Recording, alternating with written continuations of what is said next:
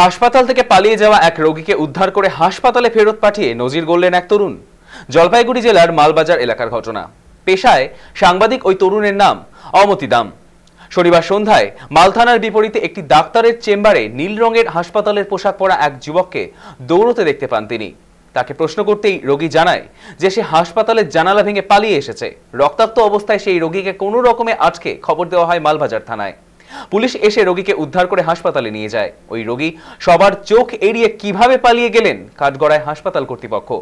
যথাযথ তদন্ত করে গোটা বিষয়টি খতিয়ে দেখার আশ্বাস দিয়েছে হাসপাতাল কর্তৃপক্ষ।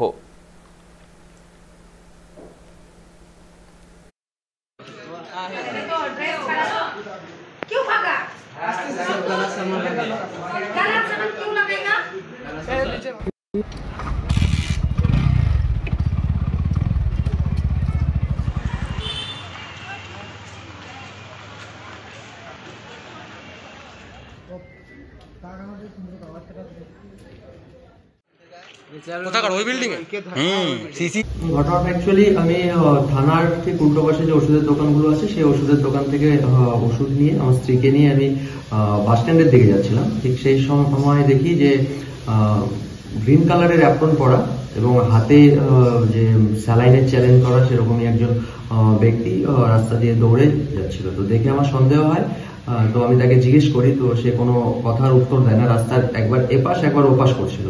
তো যাই হোক, তাকে লক্ষ্য করতে করতে আমি এসে বিডিও অফিসের সামনে জাতীয় সড়কের পাশে তাকে দাঁড় করাই এবং তাকে জিজ্ঞাসা করি যে সে কোথা থেকে এসছে এবং এইভাবে রক্ত মাখা হাতে রক্ত ছিল, তো কোথায় যাচ্ছে। তো তখন সে আমাকে জানায় যে সে মাল হসপিটালে ভর্তি ছিল এবং সেখানে থেকে সে বাথরুমের জানলার কাজ ভেঙে সে পালিয়ে গেছে।